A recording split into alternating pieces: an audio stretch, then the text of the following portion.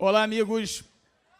Vamos continuar pensando no seguinte, olha só. Primeira justificativa é a seguinte, eu não botei camisa preta para mostrar que eu estou mais magro, porque de fato eu estou mais magro, tá? Eu estou malhando e eu posso mostrar isso a vocês.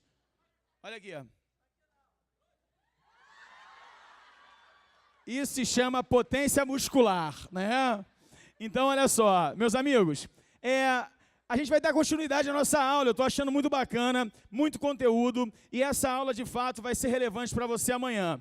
E agora não podia faltar, né, esses caras que fazem parte da nossa vida e que são tão importantes para a gente no dia a dia, tá? Eu vou chamar agora o vídeo de naturezas, por favor.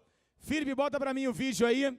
Ele tem 72 anos e está em atividade. Nasceu no aniversário de 300 anos da morte de Galileu. É considerado o maior gênio depois de Albert Einstein. Contrariou seu pai ao estudar física ao invés de medicina.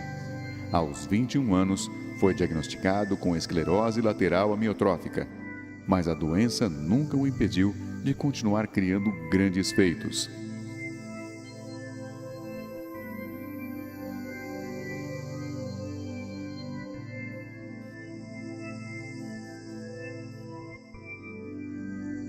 Continuando aí o clima de superação, eu vou chamar agora, mas eu queria muitas palmas mesmo, para esses caras que são fundamentais para a gente aí.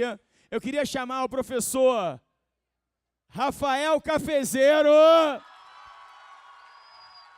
e o professor Drummond, vamos lá!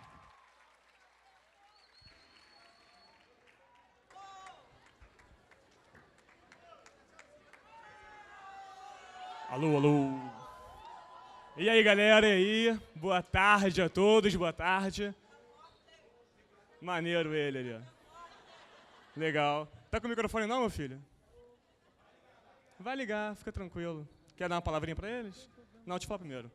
Bem, galera. Primeiro os mais velhos, claro. Deixa eu dizer uma coisa, eu quero parabenizar o Quarteto Fantástico.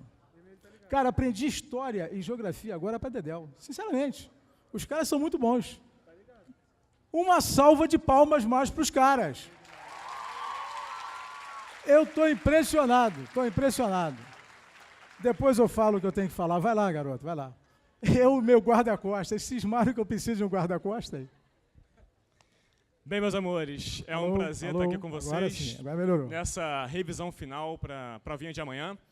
Né, para quem não me conhece, vocês me conhecem, eu sei, né? Para quem não me conhece, meu nome é Rafael Cafezeiro, pode chamar de Rafa, fica à vontade. Ô lindo! E é sempre bom comentar do prazer que é estar aqui, né, representando a biologia, juntamente com a pessoa que é referência para mim, né, o meu estagiário Drummond. Tem futuro esse moleque, tem futuro. A nossa ideia, obviamente, é tem fazer... futuro no céu, você quer dizer, né? Tá certo. É fazer aí uns comentários sobre pontos que a gente não pode esquecer jamais para essa prova de amanhã.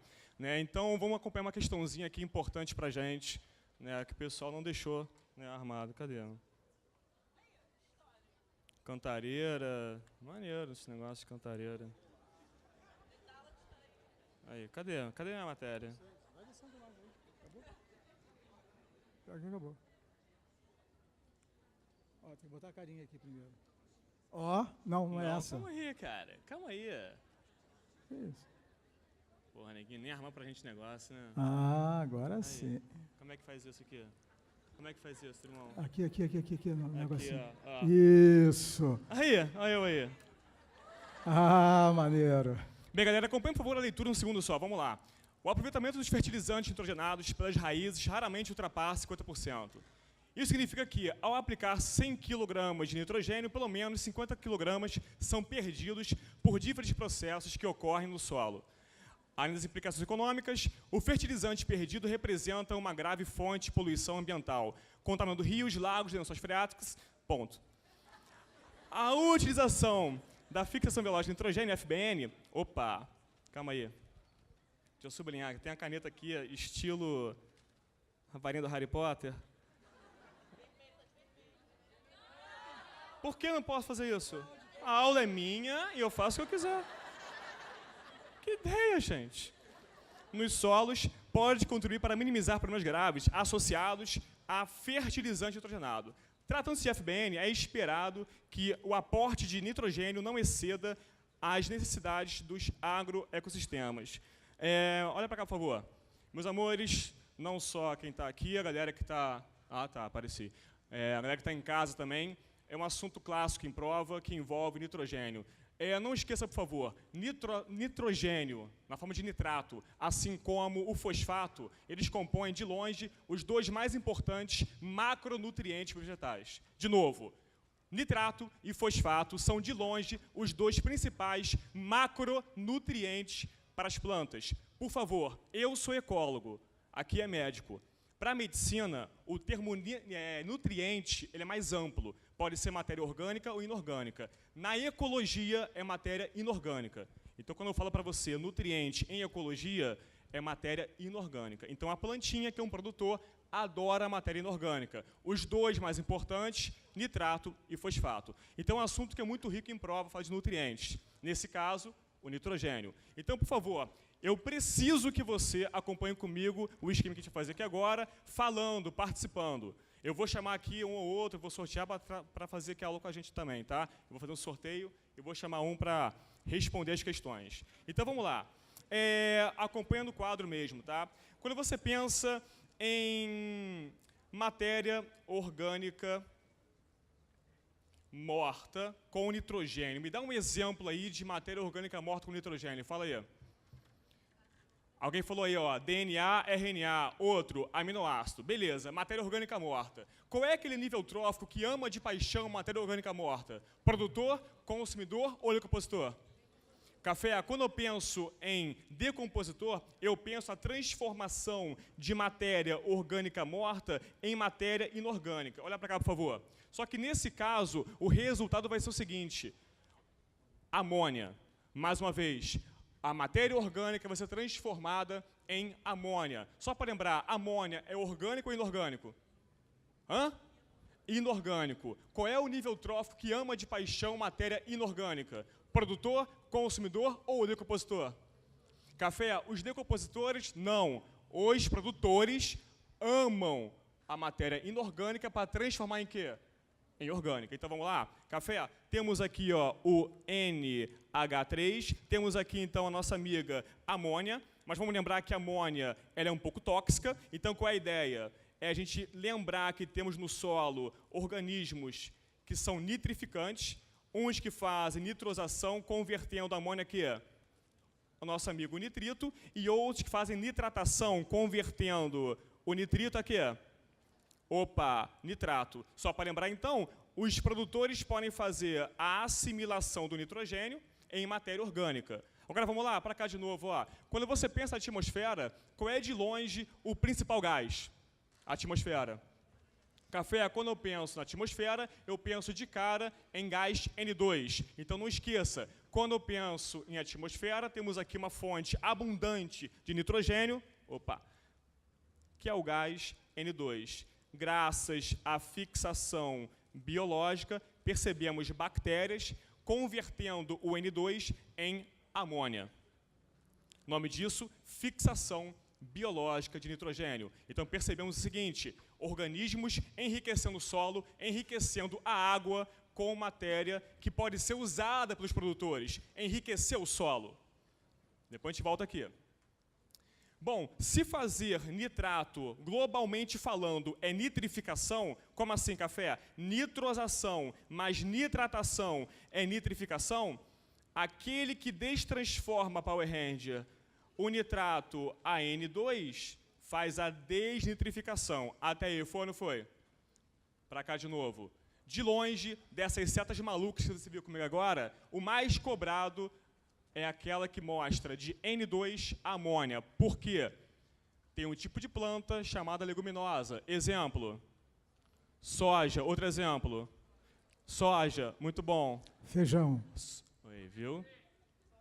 Grão de bico. Isso, grão de bico. Muito bom. Falou aí, grão de bico. É um ótimo exemplo. Ervilha. Ervilha, amendoim. Beleza. Café. Associando, volta para o quadrinho lá, associando leguminosa com algumas bactérias chamadas Rhizobium, a gente permite um mutualismo que pode enriquecer o solo. Então vamos lá.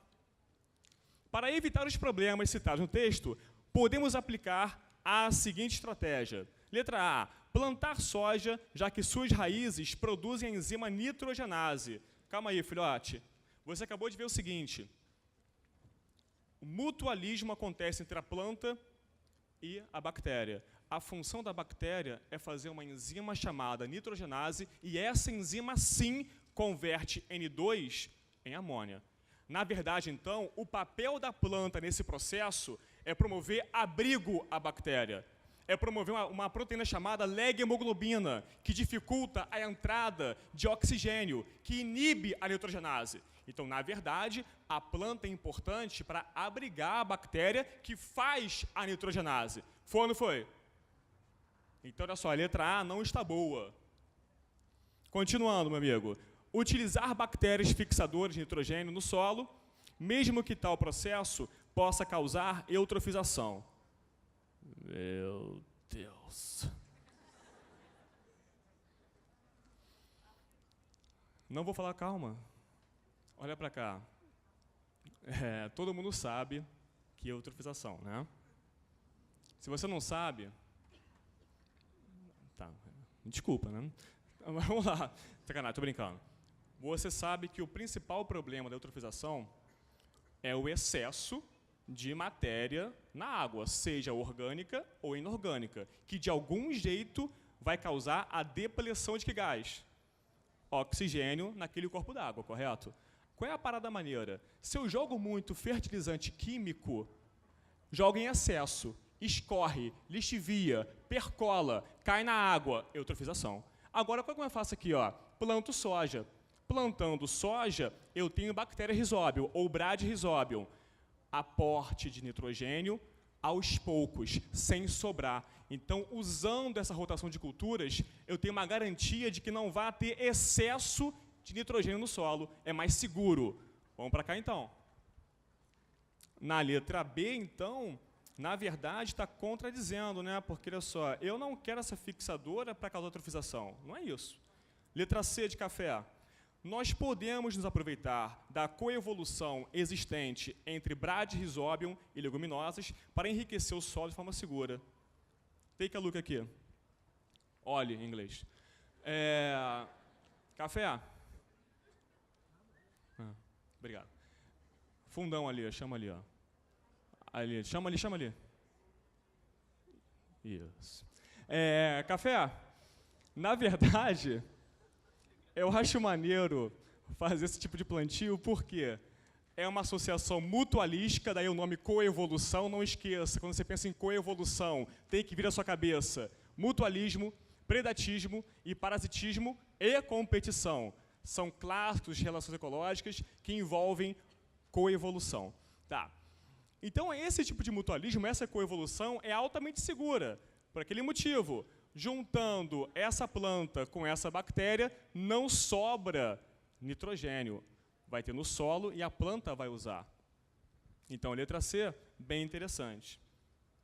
Letra D, essa estratégia, esse tipo de estratégia proposto pelo texto é muito viável, porque elimina a necessidade de fosfato. Uma coisa é nitrogênio, outra coisa é fosfato. Os dois são essenciais. E letra E, uma alternativa para diminuir o problema desse apresentado, o texto é substituir nitrogênio por outro semelhante. Amigo, como é que eu vou fazer DNA sem nitrogênio? Isso não existe. Como é que eu vou substituir um elemento por um outro? Né? Não tem como. Então, realmente, letra C de café. Até aí, foi ou não foi? Fácil, né? Que nem eu. Mentira. Agora vem o professor Drummond. Vai lá. Vamos lá. Esses ciclos biogeoquímicos aí que ele estava falando, com certeza são temazinhos característicos da prova do Enem. A prova do Enem melhorou, sensivelmente. Há 5 anos atrás era uma, recentemente outra, sem sombra de dúvida. Não preciso disso, não. Melhorou. E, na verdade, o que nós estamos esperando é que melhore mais. Eu gostei do que o João Felipe falou ainda há pouco. Infelizmente, não para vocês, mas a ideia é que a prova do Enem realmente cada vez vai melhorar mais. E eles estão muito atuais. Os ciclos biogeoquímicos continuam sendo muito atuais. E o que nós vamos falar aqui agora, com certeza, é um tema do momento. Então, vamos lá, bota esse treco aí para eu poder ler aqui, porque eu não enxergo nada, porra, então aqui dá para enxergar. Na maioria dos casos, o HPV não apresenta sintomas e é eliminado pelo organismo espontaneamente. Isso é uma verdade. HPV é um vírus, é o vírus do papiloma. Agora, presta bem atenção para uma coisa que eu acho fundamental, cara. A primeira coisa que nós precisamos saber é o que é um vírus. O significado, se eu vou começar aqui, eu adoro história, por isso que eu já pedi palmas para os caras, eu adoro história de qualquer forma, inclusive história da biologia. Essa terminologia vírus já tem um significado bem marcado. Por que vírus? O que significa vírus? Quando o Adolf Meyer, lá em 1880, pela primeira vez, não vou te dizer isolou, porque não foi verdade, mas ele percebeu a presença possível de um micro-organismo, né, infeccioso, que era desconhecido, eles, a princípio, jamais puderam imaginar que fosse realmente um micro-organismo. Eles imaginavam que fosse uma substância qualquer tóxica, e aí resolveram chamar de vírus, porque vírus em latim significa veneno. Então, a palavra vírus significa veneno. Então, era o veneno. E o primeiro que foi previsto foi o veneno do mosaico do fumo, que é uma virose de uma planta chamada nicotina no tabaco. Bom, e aí, depois disso, outros vírus, outras presenças virais foram acontecendo. Só para nos situar. O que são os vírus? Como é que você vai conceituar vírus, malandro? O que é vírus? Se você pega um livro da época em que eu estudava, estava escrito assim, ó, vírus são entidades biológicas que, ora, comportam-se como seres vivos, ora não. Porra, entidades biológicas? Que isso? O que é entidade? É vírus de quê? Livro de quê? De ciência ou de religião? Sei lá. Negócio meio sobrenatural, né? O que são vírus, na verdade? Os vírus são agentes infecciosos. Aí ninguém tira, isso não há dúvida. São agentes infecciosos. Agora, agentes infecciosos que realmente, cara, em alguns momentos comportam-se como seres vivos, em outros momentos não. Mas nós temos outros agentes infecciosos que nunca comportam-se como seres vivos. Quer um belo exemplo? Os prions, que não tem nada a ver com essa história. Se eu começar a falar, é um inferno. Os prions são proteínas que funcionam como agentes infecciosos. Causam o quê? Fala. Fala, porra. Doença da vaca louca. Já ouviu falar na doença da vaca louca? Olha que nome bonito, encefalopatia espongiforme bovina. Porra, ninguém aguenta isso, doença da vaca louca. E aquilo é causado por uma proteína, cara, que funciona como agente infeccioso. Então, nem todo agente infeccioso tem um caráter biológico. Pode não ser vivo. Né? Então, ainda existe uma discussão, vírus é ser vivo, não é? Tá bom. O vírus é composto de quê? Só para a gente finalizar. Os vírus são compostos de quê? Os vírus são compostos de ácido nucleico e proteína. Normalmente, os vírus são compostos de DNA ou RNA, um ou outro. Em alguns casos, os dois. Por exemplo, você sabe algum? Eu sei. Vírus da hepatite B. O vírus da hepatite B é um vírus, me lembrei, porque eu estava criando tempo só para me lembrar, porque a minha cabeça falha. Velhice, você vai chegar lá, você vai chegar lá. O vírus da hepatite B, com certeza, é um vírus que tem os dois, tanto que o DNA deles é feito por retrotranscrição. Né? O DNA do vírus da hepatite B é feito por retrotranscrição. Ele é um DNA vírus, mas tem que ter o RNA junto. Então, o que eu queria dizer? Você no vírus tem ácido nucleico e um envoltório proteico, que é o capsídeo. Em alguns vírus, além desse envoltório proteico, você tem um envelope. E esse envelope é que dá a conotação importante ao vírus. Sabe por quê? É esse envelope que normalmente faz com que o vírus possa ingressar na sua célula hospedeira.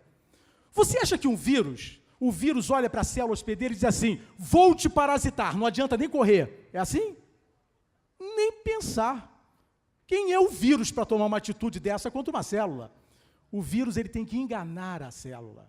Enganar como? Ele tendo na sua superfície alguma coisa que a célula reconheça como sendo familiar e que possa ser recebido pela célula. Então, o vírus, na verdade, ele ingressa na célula com a permissividade da célula, E é assim que os vírus vão se reproduzindo. Eles entram nas células, reproduzem-se usando, naturalmente, todo o equipamento, né, toda a maquinária celular, e usando, naturalmente, o que eles têm que é a única coisa que eles têm que, de certa maneira, comprova a vida deles, que é o quê? O ácido nucleico. No caso do HPV, eu disse que está muito em moda porque está mesmo, cara. É claro que nem todos que entram em contato com HPV vão desenvolver a fase clínica da doença. Agora, o HPV é muito comum realmente. Não só por ser uma doença sexualmente transmissível, não. Porque o HPV, ele consegue ser transmissível mesmo que não seja pelo ato sexual consumado. Basta encostar partes íntimas ou não íntimas onde existam as verrugas do HPV, que isso já é suficiente para que ele possa se transmitir de um indivíduo para o outro. Então, não há aquela necessidade de haver, né, a caracterização de uma atividade sexual para isso. E o governo, você sabe muito bem, está fazendo campanha de vacinação em jovens, primeiro do sexo feminino, mas é importante que isso seja extensivo ao sexo masculino também, por um motivo muito simples. Os indivíduos do sexo masculino também desenvolvem fase clínica da doença, também tem as verruguinhas genitais. Pode ser até que não gere tanto problema, não é a palavra, não gere problema tão grave quanto no feminino, mas eles também vão ter lá as verruguinhas genitais deles e servem como um veículo de transmissão. Agora, por que tão importante na mulher? A resposta, porque hoje nós sabemos que 80% a 85% ou mais até dos cânceres de colo de útero são causados pelo HPV. Agora, detalhe muito importante, você sabe quanto tempo leva esse troço para, desde que ele chega e passe pelos teus 3 níveis, até chegar ao fato neoplásico final, que é o câncer? Pelo menos 10 anos. Pelo amor de Deus, crianças. É inadmissível que uma jovem, uma mulher com vida sexual ativa, passe 10 anos sem um exame de Papa Nicolau. Se diagnosticado nas 2 primeiras fases que eu vou mostrar para você, ele é altamente curável. Realmente, se ele já estiver num estágio muito avançado, e principalmente na fase neoplásica, ele pode causar metástases. E aí a vaca vai para o brejo com badalo e tudo.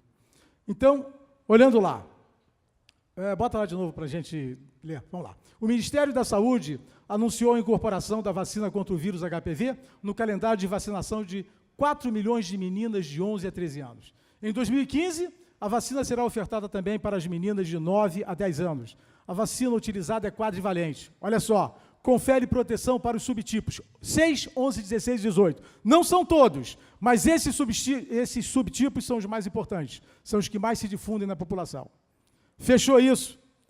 Então vamos lá. Só para que você tenha uma ideia, 2 coisas eu quero mostrar a você. Por que não subiu? Por que não mexe esse troço? Você mexeu nisso aí não tinha que ir adiante? Você quebrou o negócio. Não, tá aí, quebrei, porra não. Antes da gente finalizar, só para que você preste bem atenção, porque eu vou te colocar. Vacina é um tipo de quê? De imunização.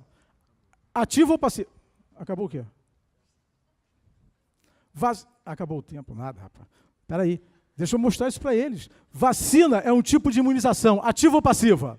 Fala, imunização passiva. Porque, não é? Não é não? Ah, não é não. Ih, rapaz, os caras sabem. O que é imunização passiva, então? Fala para mim. Imunização passiva é aquela onde você já recebe os anticorpos, rapaz. Quando você desenvolve os anticorpos, a imunização é dita o quê? Cortaram o microfone. Cortaram nada, cara. Porra. A imunização... Pessoal, desculpa aqui, tá? Melhorou. Trouxe aqui, eu não sei. Trouxeram ele. Aí... Não sei quem convidou, alguém trouxe. Não que eu convidei, tá? Desculpa. A imunização é dita ativa quando você desenvolve os anticorpos e é dita passiva quando você os recebe. Agora, mesmo a imunização ativa pode ser natural ou artificial. Você está vendo lá. O que é uma imunização ativa natural? É quando você, obviamente, desenvolve os anticorpos entrando em contato com o micro-organismo. Desenvolveu a doença, porra. E artificial, quando você recebe um micro-organismo atenuado. É a vacina. E para finalizar, imunidade passiva é aquela que você já recebe tudo pronto. Pode ser natural também? Pode. Quando a mamãe dá de mamar ao filhote, ela não está passando anticorpos. Ao filhinho, pronto. Mas filhote é tão carinhoso. Ao filhote, ela não está passando anticorpos para o filhote? Está passando. Isso seria uma imunização, o quê? Ativa ou passiva? Passiva, mas natural. E quando você recebe o soro direto, por exemplo, um soro antiofídico, imunização passiva o quê? Artificial. E só para que você dê uma olhada, nós dividimos aí, olha, para que você perceba o colo do útero normal, depois com uma lesão fase 1, depois com uma lesão de fase mediana e depois, por fim, aliás, fase 1, fase 2 e câncer. Isso é o colo uterino. Aquilo que você está vendo lá em cima é o colo uterino, né? É a porção final do útero. O colo uterino, ele tem exatamente, para você ter uma ideia da sensibilidade, é isso, ó. Fecha a mão, encosta o dedo. Isso é o colo uterino. Exatamente. Aquilo é Drummond, porra. Exatamente o que você está vendo lá no canto superior esquerdo do teu, né? Colo uterino normal, lisinho. Aqui já começam as verrugas. Aqui mais verruga e ali câncer. Fechou? Então vamos lá. Vamos tentar responder esse treco aí. Com base no texto e em conhecimento sobre o assunto, podemos afirmar que homens e mulheres que usam preservativos estão totalmente livres do contato de HPV. O que eu falei para você logo no início do nosso papo? Precisa ser ato sexual caracterizado, né? Não, não precisa. Basta um contato íntimo que já é suficiente. Então, não serve. B, a vacina é direcionada às mulheres, já que os homens não desenvolvem. Aí, não. As vacinas, elas são importantes para os dois, né? Até para interromper o ciclo de transmissão. A vacinação e exames preventivos são indicados porque, uma vez infectada por HPV, a mulher certamente desenvolverá... Não, certamente não. Ela pode não ter... Logo lá no início da questão já está dizendo que, na grande maioria, em muitos casos, o vírus é eliminado pelo organismo direto, sem qualquer tipo de evolução da doença. A vacina contra o HPV é essencial, já que protege totalmente contra as doenças. Totalmente não, são 4 subtipos. Você lembra disso? Não são todos. E, para finalizar, uma abordagem combinada de vacinação, o uso de preventivo e exames regulares de Papa Nicolau é a melhor maneira de garantir a redução das elevadas taxas de câncer de colo de útero. É isso que a gente teria que marcar. Fechou? Te ferrei, né, cara? Porra, mas não faz mal. Agora você vai afora. O tempo já fechou um tempinho já, né? Galera, a gente tem que dar espaço a outro pessoal de natureza, mas só alguns comentários rápidos sobre coisas que você não pode esquecer jamais. Todas as provas vêm cobrando carbono. Então, mantenha na sua cabeça palavrinhas-chave, como do tipo fixação de carbono, sequestro de carbono, dreno de carbono. Não esqueça, a floresta amazônica tem muita árvore, muito tecido naturalmente morto, que não tem metabolismo. Se aquele tecido é naturalmente morto e não tem metabolismo, ele é de carbono, mas não devolve para a respiração. Então, enquanto tiver a mata amazônica, eu tenho uma garantia, carbono preso. Ou seja, grandes florestas são sumidouros de carbono. Desmatar demais, devolve o carbono como CO2, efeito estufa, aquecimento global. Né? Então, não tem muito mistério não. E redação, tá? É só você botar flash, tá? Põe flash, redação, põe um além disso, põe um contudo, e depois você resolve, falando que o café foi plantado. É muito simples.